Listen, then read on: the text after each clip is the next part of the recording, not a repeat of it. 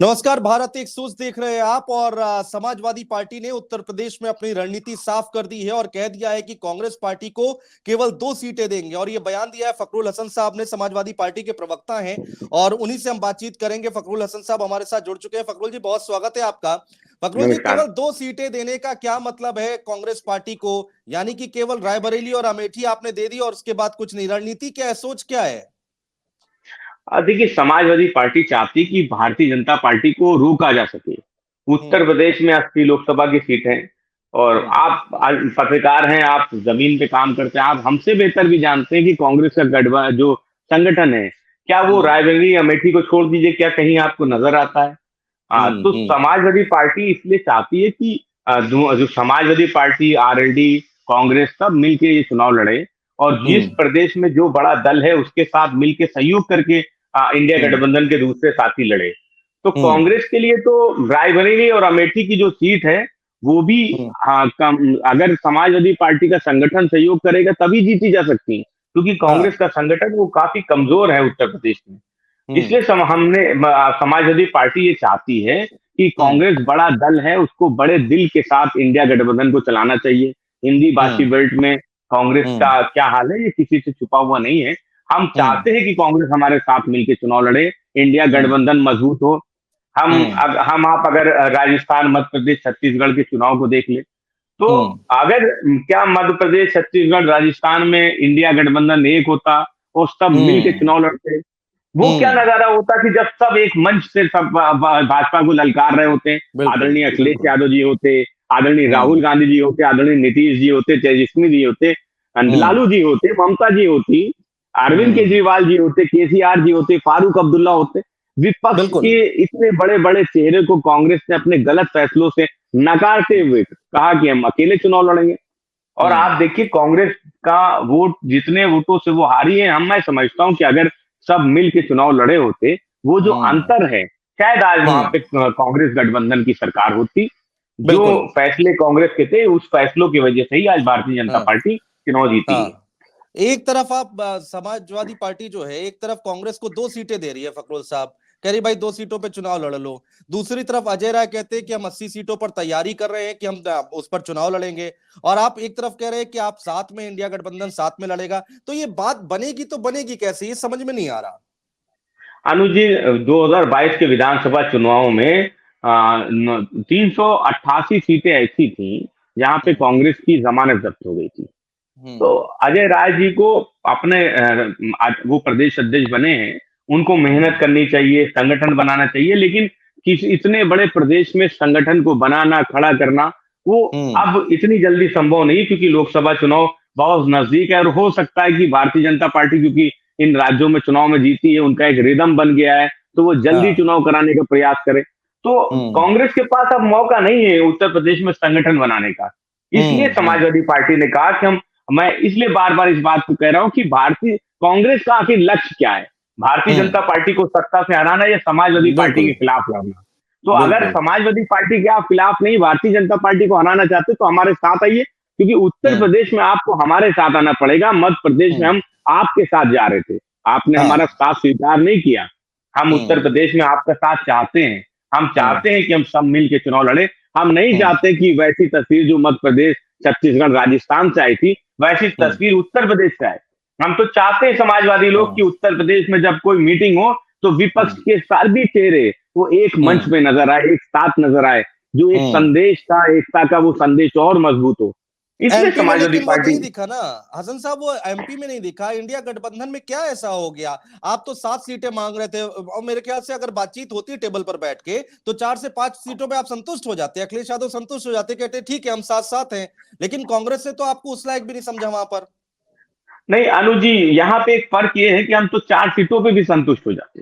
जो हम्म। बातचीत हुई, एक दिन रात में बुलाया भी गया। हम्म। लेकिन क्योंकि ये कांग्रेस का अंदरूनी मामला है, सब हम्म। जानते हैं कि कमलनाथ जी वो दिल्ली की नहीं सुनते हैं। और हम्म। वो अपने आप को खुद 3 महीने, 4 महीने पहले से ही मुख्यमंत्री समझ रहे थे। हाँ। और अगर हम्म। आप देखिए, क्या आदरणीय राहुल गांधी जी की रैलियां वहां पे मध्य प्रदेश में हो पाई, हम्म। राजस्थान हम्म। में हो पाई? इनके हम्म। पीछे केवल एक ही कारण है, क्योंकि ये दोनों ही प्रदेश में जो कांग्रेस की लीडरशिप है, वो खुद को हम्म। बड़ा लीडर मानती है। आदरणीय राहुल गांधी जी के लिए जो स्थान होना चाहिए था वो नहीं मिला। और मुझे लगता है हाँ, वो भी एक बड़ा फर्क रहा कांग्रेस के लिए मध्य प्रदेश और राजस्थान में। कमलनाथ जी का जिक्र कर रहे हैं आप, और जो बयान उन्होंने दिया वो अच्छा नहीं लगा अखिलेश यादव को और आप लोगों को शायद। नहीं नहीं, हम समाजवादियों को भी अच्छा नहीं लगा और मैं समझता हूँ कांग्रेस का जो शीर्ष नेतृत्व है उनको भी कमलनाथ जी का व्यवहार अच्छा नहीं लगा। जो उनकी हम्म। भाषा थी, जो कांग्रेस के संगठन के लोगों के साथ भी कमलनाथ जी ने किया, वो भी किसी से छुपा नहीं है। क्योंकि अनुज जी, हम्म। हम और आप जो एक दूसरे, हम आप भी जमीन पे काम करते हैं, हम लोग हम्म। भी पब्लिक के बीच में रहते हैं, तो वो बिल्कुल। आपको भी जानकारी है, हमको भी जानकारी है कि कमलनाथ जी का व्यवहार क्या था। अपने हम्म। ही पार्टी में अपने ही लीडरशिप को किनारे करके वो चुनाव लड़ रहे थे कि यहाँ पे हम्म। किसी की जरूरत नहीं, हम जीत लेंगे। इसलिए वो हाँ। जो अहंकार था, उनकी भाषा भी बदल गई थी। क्योंकि हम्म। जब किसी के सर पे अहंकार सवार होता तो सबसे पहले उसकी बुद्धि जो है वो भ्रष्ट होती है। तो हाँ। कमलनाथ जी, वो इसीलिए उनकी जो जबान थी वो फिसली हम्म। भी। और फिसलना इसलिए मैं नहीं करूंगा क्योंकि अगर वो माफी भी मांग लेते, अपनी बात पे खेद हाँ। भी जो है हाँ। प्रकट कर देते, तो शायद बात इतनी नहीं बढ़ती। और बिल्कुल। समाजवादी लोग तो वहां पे इसीलिए अब पूरी ताकत से लड़े थे। अब हमने वहां जमीन खरीद ली, हम वहां से वापस नहीं आएंगे।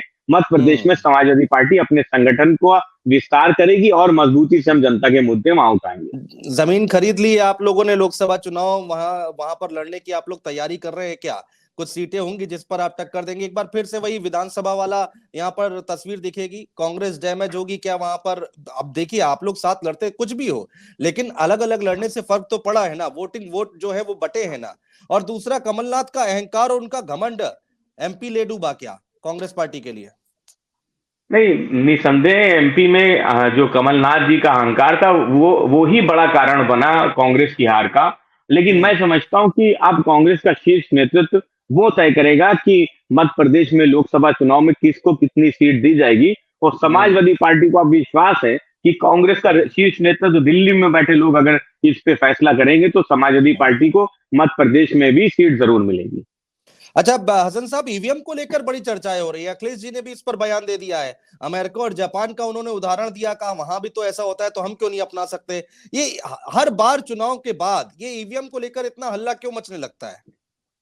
नहीं, अगर किसी के मन में संदेह है, मैं कहता हूँ राजनीतिक दल जो विपक्ष में है, अगर उनके मन में ये संदेह है कि हम्म। ईवीएम से में जो है गड़बड़ी है या जनता को ही विश्वास नहीं है, हम बैलेट पेपर में जीत जाते हैं जब काउंटिंग हम्म। होती है। और हम्म। जब ईवीएम की बात आती है तो हार जाते हैं। तो क्या हम्म। ईवीएम में वोट देने वाले लोग और बैलेट पेपर में वोट देने वाले लोग अलग होते हैं? तो जब इस हम्म। तरीके की बात सामने आती तो सवाल उठते हैं। एक प्रत्याशी हम देख रहे थे, न्यूज़पेपर में पढ़ रहे थे कि उसको हाँ। अपना भी वोट नहीं मिला।